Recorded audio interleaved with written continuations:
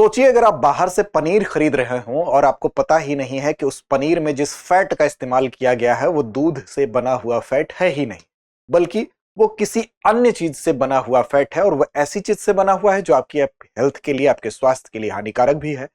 अब उत्तर प्रदेश सरकार ने ऐसे ही मामलों पर सख्ती करते हुए जितने भी एनालॉग डेयरी प्रोडक्ट्स होते हैं उनके निर्माण, उनके भंडारण और उनकी खुली बिक्री पर प्रतिबंध लगाने के निर्देश दे दिए हैं। तो आज के इस वीडियो में हम समझेंगे कि एनालॉग डेयरी प्रोडक्ट्स क्या होते हैं और साथ साथ इन पर जो रोक लगाई गई है वो कितनी जायज है, क्यों आखिर रोक लगाई गई है, किन किन चीजों पर रोक लगाई है, पूरे वीडियो को समझते हैं।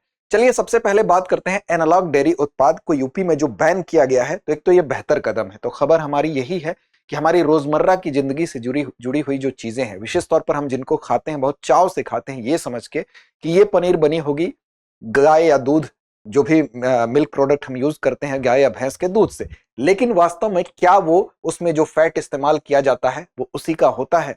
तो दरअसल इसके नाम पर जो गोरख धंधे होते हैं या इसके नाम पर जो गलत तरीके से कम लागत में बेहतर तरीके से मुनाफा कमाने के लिए जो इस तरह के हथकंडे अपनाए जाते हैं, उसके खिलाफ एक सख्त एक्शन के रूप में इसको देखा जा रहा है। दरअसल होता यह है कि यहां पर जो एनालॉग, चाहे पनीर हो, चाहे एनालॉग घी हो, चाहे एनालॉग खोया या खोआ हो, या एनालॉग क्रीम या हम छेना, ये जितनी भी चीजें मिल्क प्रोडक्ट के तौर पर जो डेयरी उत्पाद हम इस्तेमाल करते हैं, उनमें बेसिकली जो फैट होना चाहिए वो क्या होना चाहिए? वो नेचुरल होना चाहिए, प्राकृतिक होना चाहिए, जो कि हमको दूध से निर्मित फैट होता है। लेकिन अगर उसकी जगह, चूंकि वो महंगा होगा, उसकी लागत ज्यादा होगी, तो मुनाफा कम होगा बेचने वाले को, तो उसकी जगह शॉर्टकट अपनाते हुए बिना इस बात की परवाह किए कि मानव स्वास्थ्य पर क्या असर पड़ेगा, एक पूरी की पूरी जनरेशन हमारी खराब हो रही है उसके प्रतिकूल प्रभावों से, या फिर अगर उतने हानिकारक पदार्थ न भी हो तो कुछ ऐसी चीजों का इस्तेमाल कर देना, लेकिन बताना यह कि वो मिल्क प्रोडक्ट है,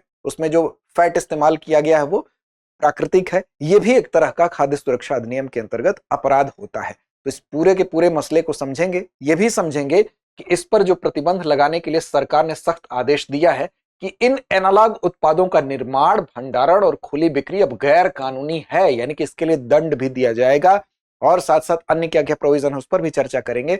तो ये आखिर क्यों किया गया है, किन किन शर्तों पर किया गया है, देखेंगे, समझेंगे उसको। लेकिन उससे पहले, बात करने से पहले एक महत्वपूर्ण सूचना है कि अगर आप तैयारी करना चाहते हैं यूपी पीसीएस की और चाहते हैं कि प्रीलिम्स और मेंस दोनों की तैयारी एक साथ हो, तो आप जुड़ सकते हैं हमारे इस कोर्स में, UP PCS foundation prelims plus mains course. ये हिंदी और अंग्रेजी दोनों माध्यम में है, तो माध्यम की कोई दिक्कत नहीं है।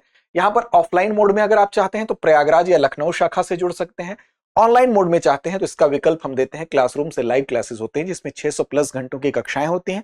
इसके माध्यम से आपकी तैयारी को संपूर्ण किया जाता है। कोर्स जिस दिन से शुरू होता है उस दिन से लेकर 3 साल तक इसकी वैलिडिटी होती है। अब इस कोर्स के साथ आपको जो है 2 साल तक का यूपी पीसीएस प्रीलिम्स का टेस्ट सीरीज भी दिया जाता है, तो उसके लिए अतिरिक्त भुगतान भी नहीं करना होता है। तो आपकी टेस्ट सीरीज के माध्यम से तैयारी और बेहतर होती है। इसके विषय में कुछ भी जानना है आपको तो आप दृष्टि लर्निंग ऐप को डाउनलोड कर लीजिए, उस पर यूपी पीसीएस फाउंडेशन कोर्स को सर्च कर लीजिए, या मन में अन्य सवाल है, कुछ अन्य क्वेरी है तो आप पूछ लीजिए हमसे। हमारा नंबर है 8750187501 पर। अब देखिए, बात करते हैं सबसे पहले, चूंकि एनालॉग डेयरी की बात हो रही है, तो एनालॉग डेयरी है क्या, ये उत्पाद कौन से उत्पाद है? तो देखिए, दिखने में ये क्या होता है, बिल्कुल डेयरी प्रोडक्ट के जैसा ही होता है, यानी कि पनीर जैसा कि हम दूध से निर्मित पनीर है और जैसा कि ये एनालॉग प्रोडक्ट है, दोनों देखने में पनीर सेम होगा, घी भी दोनों देखने में सेम होगा, लेकिन उसमें जो फैट होगा वो फैट किसी और अन्य चीज का होगा। तो दिखने में उपयोग होने वाला जो पदार्थ होगा, उसकी जो संरचना होगी, वो पारंपरिक जो दूध के आधारित डेयरी उत्पाद है, डेयरी प्रोडक्ट है, उसके जैसा ही होगा, लेकिन वास्तव में उसकी जगह जो फैट होगा वो वैसा नहीं होगा। यानी कि दूध में जो वसा होगा वो या तो वनस्पति का वसा होगा, या हम कह सकते हैं कि वेजिटेबल का होगा, या कि पाम फैट होगा, या अन्य जो इंग्रेडिएंट्स हैं उसको उसमें मिलावट कर दी जाए, और साथ साथ उसका जो निर्माण हो, जो पनीर हो, वो पनीर जैसा दिखेगा, लेकिन वो डेयरी उत्पाद जो है पारंपरिक डेयरी उत्पाद की तरह दिखने वाला सिर्फ होगा, उसमें जो फैट होगा वो वैसा, वो सारी चीजें नहीं होंगी। अब ये सिर्फ और सिर्फ इसमें किसका इस्तेमाल किया जाता है? तो फॉरेन फैट, यानी कि इसको विजातीय वसा कहते हैं। क्या कहते हैं? विजातीय वसा कहते हैं। यानी कि दूध की जगह पाम ऑयल या अन्य जो वेजिटेबल ऑयल हो गया, या अन्य जो उदाहरण आपको बताए गए, उससे मिलने वाले फैट का इस्तेमाल कर दिया गया। फॉरेन फैट इसके लिए शब्द इस्तेमाल किया जाता है। अब इसमें कई बार क्या होता है कि कुछ हानिकारक रसायन भी मिला दिए जाते हैं उसके रंग को वैसा दिखने में या और फाइन दिखने में। कई बार उसकी बनावट के लिए उस प्रक्रिया में ऐसे रसायनों का इस्तेमाल कर दिया जाता है, ऐसे केमिकल्स का इस्तेमाल कर दिया जाता है, जैसे डिटर्जेंट होंगे, आपके टिनोपाल हो गए, जो कि मानव स्वास्थ्य के लिए बेहद खतरनाक है। तो इसको अब इन सारी चीजों की वजह से जो एनालॉग डेयरी उत्पाद है उसमें शुद्ध दूध से बना उत्पाद बनाकर बेचना भी नियमों के खिलाफ होता है। लेकिन यानी कि हम कुछ ऐसे भी प्रोडक्ट्स बनाते वक्त चीजें मिलाते हैं, जैसे पाम ऑयल अगर आप देखें तो पाम ऑयल ऐसा नहीं कि डायरेक्ट आपके हेल्थ के लिए बहुत नुकसानदायक है, लेकिन अगर आप ये कह रहे हैं कि हम दूध से जो बना हुआ ये प्रोडक्ट है, ये पनीर है, इसमें फैट भी दूध का ही है, लेकिन है वास्तव में वो पाम ऑयल से निर्मित फैट और उसको बना के आप बेच रहे हैं डेयरी उत्पाद से निर्मित फैट, तो ये भी एक तरह का इस तरह का मतलब धोखा माना जाता है ग्राहकों के साथ। तो ये भी उल्लंघन होता है। सीधे तौर पर अगर हम कहें तो ऐसे उत्पाद फाल्स तरीके से बेचे जाने भी उल्लंघन है। तो इन सभी चीजों पर एक एक करके हम देखते हैं। दरअसल जो हम बात कर रहे हैं क्या क्या इसमें मिला दिया जाता है, कैसे नुकसानदायक होता है, तो देखिए जरा सा तुलना कर लें तो और चीजें स्पष्ट हो जाएंगी। जैसे शुद्ध डेयरी जो उत्पाद होगा उसमें हम क्या करेंगे, 100% जो होता है वो नेचुरल दूध होगा, नेचुरल मिल्क होगा, प्राकृतिक दूध होगा जो पशुओं से प्राप्त होता है। लेकिन वहीं पर एनालॉग डेयरी में क्या होगा, ये प्लांट होता है, उस प्लांट में ऑयल्स और रसायन का उपयोग करके वहां पर फैट उस जगह पर डाले जाएंगे। इसमें क्या होगा कि ये वाला फैट किसका होगा, ये प्राकृतिक मिल्क फैट होगा। लेकिन यहां पर क्या होगा, यहां पर फॉरेन फैट होगा, विजातीय फैट होगा, जैसे पाम ऑयल का फैट आपने इस्तेमाल कर लिया, वेजिटेबल ऑयल का कर लिया, ठीक। इसके अलावा इंग्रेडिएंट्स यानी अतिरिक्त तत्व भी मिलाए जाते हैं। अब शुद्ध डेयरी अगर उत्पाद होगा तो उसमें किसी भी अतिरिक्त तत्व की जरूरत नहीं होगी, प्राकृतिक रूप से निर्मित ही उसमें सारे तत्व होंगे जो चीज पनीर में पाई जाती है।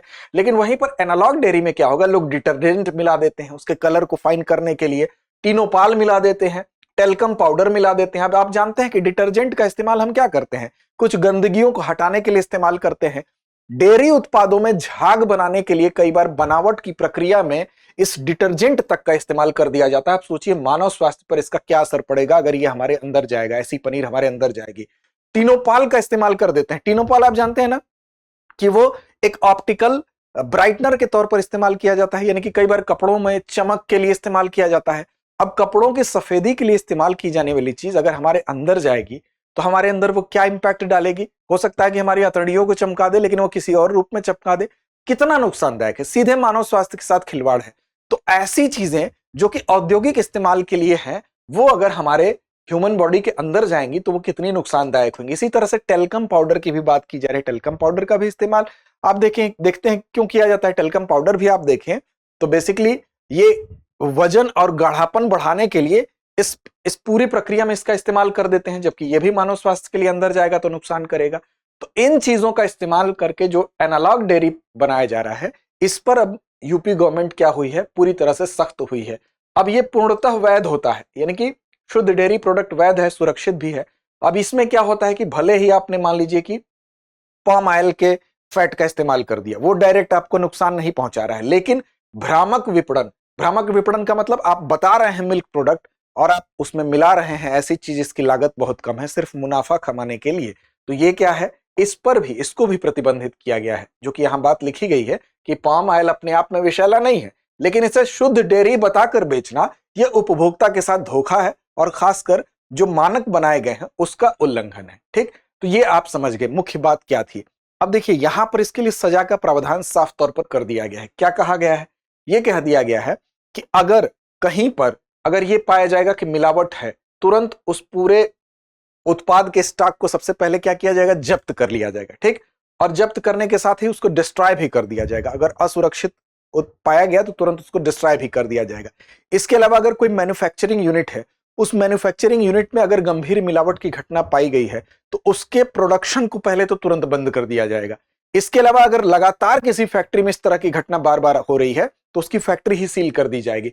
तो उत्पादन पर रोक यानी कि निर्माण कार्य तत्काल बंद कराया जाएगा और गंभीर उल्लंघन पर फैक्ट्री भी सील होगी। लाइसेंस भी रद्द कर दिया जाएगा। अगर कोई प्रतिष्ठान है उसका फूड लाइसेंस है और रजिस्ट्रेशन है तो उसको तत्काल निलंबित या रद्द भी कर दिया जाएगा, यानी कि सस्पेंड पहले किया जाएगा, अगर उसमें लिप्त पाया जाता है तो उसको रद्द भी किया जा सकता है। ठीक, और साथ साथ यह भी कहा गया कि जन स्वास्थ्य के लिए जो हानिकारक रसायन का इस्तेमाल अगर पाया जाता है तो सीधे अब क्रिमिनल एफआईआर दर्ज होगी, जो कि एक बहुत ही बेहतर कदम इसको हम कह सकते हैं। अब देखिए यहां पर राज्य के बाहर से भी कई बार ऐसा होता है कि राज्य के अंदर नहीं लेकिन राज्य के बाहर से ऐसे प्रोडक्ट्स आते हैं, तस्करी होती है उसकी, चूंकि वो सस्ते प्रोडक्ट होते हैं, उनकी लागत कम आती है, तो बाहरी राज्यों पर भी नकेल कसी जाएगी। उत्तर प्रदेश के बाहर से आने वाले जो भी मिलावटी ब्रांड ऐसे हैं, डेयरी ब्रांड है, उनके उत्पाद को एक तो प्रवेश रोका जाएगा, उसकी बिक्री पर पूर्ण रोक लगाई जाएगी, और अगर मिलावट पाई गई तो जीरो टॉलरेंस है, यानी कि उस पूरे ब्रांड को पूरे स्टेट में क्या कर दिया जाएगा, बैन कर दिया जाएगा। तो बहुत अच्छा कदम है, यानी कि ब्रांड भी अब सचेत हो जाए, उनके खिलाफ इस तरह की कोई चीज अगर पाई गई है तो उनको पूरे प्रदेश में बैन कर दिया जाएगा अगर वो संलिप्त पाए जाते हैं तो। हालांकि इंप्लीमेंटेशन कितना बेहतर होता है डिपेंड इस पर भी करेगा, लेकिन फिलहाल ये कदम बहुत ज्यादा हम कह सकते हैं कि बेहतर कदम है। देखिए एक चीज और समझिए कि अगर भारत की बात करें तो भारत में अगर हम बात करें तो इसके लिए केंद्रीय इकाई के रूप में अगर हम बात करें तो एक संस्था का नाम याद रखिएगा, FSSAI। ठीक, नाम तो आप लोगों ने सुना ही होगा, यानी कि भारतीय खाद्य सुरक्षा और मानक प्राधिकरण इसको कहते हैं, food safety and standards authority of India इसको कहा जाता है। ठीक, पहले क्या था, खाद्य सुरक्षा और मानक जो थे वो विभिन्न मंत्रालय और विभागों के अंतर्गत अनेक अधिनियम और आदेशों के द्वारा रेगुलेट किया जाता था, यानी कई डिपार्टमेंट्स थे, ठीक है ना, और कई मंत्रालय के अंतर्गत डिफरेंट डिफरेंट जो रेगुलेशन थे, अधिनियम थे, आदेश थे, उनके द्वारा खाद्य सुरक्षा का मानक जो है वो तय किया जाता था। लेकिन फिर क्या हुआ, जैसे मान लीजिए कि फूड एडल्ट्रेशन एक्ट 1954 आपने सुना होगा। ठीक, इसी तरह से आपने सुना होगा फूड प्रोडक्ट्स ऑर्डर ऑफ 1955, है ना। तो ये अलग अलग क्या थे, अलग अलग रेगुलेशंस थे। इसी तरह से मीट के लिए था meat food products order of 1973। ठीक, तो अब इन सारे को क्या किया गया, जो अलग अलग अधिनियम थे, ये महसूस किया गया, इसकी जरूरत महसूस की गई कि क्यों ना खाद्य सुरक्षा के लिए एक ऐसा मानक अधिनियम बना दिया जाए कि वो सबको एक साथ समाहित करता हो, ठीक, इंटीग्रेट करता हो। तो इसमें क्या किया गया कि वर्ष 2006 में क्या किया गया, वर्ष 2006 में सबको एक साथ मिलाते हुए, समाहित करते हुए खाद्य सुरक्षा और मानक अधिनियम 2006 जो है उसको अधिनियमित किया गया। और परिणाम यह हुआ कि इसी अधिनियम के तहत, यानी कि खाद्य सुरक्षा और मानक अधिनियम 2006 के तहत ही 2008 में 5 सितंबर 2008 में, कब, 5 सितंबर 2008 में कौन अस्तित्व में आया, तो FSSAI अस्तित्व में आया। तो ये आप याद रखेंगे किसके अंतर्गत, तो स्वास्थ्य और परिवार कल्याण मंत्रालय के अंतर्गत। तो भारतीय खाद्य सुरक्षा और मानक प्राधिकरण यानी कि food safety and standards authority of India स्वास्थ्य और परिवार कल्याण मंत्रालय के तहत क्या है, तो एक स्वायत्त निकाय है। याद रखिएगा क्या है, तो एक स्वायत्त निकाय। ठीक, और ये कब अस्तित्व में आया, तो आप ध्यान दीजिएगा कि 5 सितंबर 2008 को अस्तित्व में आया। तो केंद्रीय स्तर पर देखें तो खाद्य सुरक्षा के लिए ये क्या है, एक स्वायत्त निकाय। ठीक है, अब चलिए चलते हैं और बात करते हैं आज के अभ्यास प्रश्न पर। जैसी कि हमारी परिपाटी होती है, अंत में एक अभ्यास प्रश्न आपकी जिम्मेदारी पर छोड़ते हैं। अभ्यास प्रश्न आज का क्या है, तो अभ्यास प्रश्न है कि FSSAI की स्थापना कब हुई थी। विकल्प आपके सामने है, कमेंट बॉक्स में कमेंट करके इसका जवाब जरूर दीजिए। साथ साथ चैनल को सब्सक्राइब नहीं किया तो कर लीजिए। और रोज सुबह हम आपके लिए लेकर आते हैं करंट अफेयर्स का लाइव सेशन, जिसमें कि डेली के करंट अफेयर्स की महत्वपूर्ण खबरों को हम आपके सामने रखते हैं, ताकि आपकी आगामी प्रीलिम्स परीक्षा के लिहाज से और साथ साथ मुख्य परीक्षा के लिहाज से भी तैयारी बेहतर हो सके। तो इस प्रश्न का जवाब दीजिए कमेंट बॉक्स में, साथ साथ लड़ते रहिए, अपने लक्ष्य की ओर ईमानदारी से पढ़ते रहिए। अब एग्जाम की तैयारी को और बेहतर करने के लिए हमारे चैनल को लाइक, शेयर और सब्सक्राइब करना ना भूलें।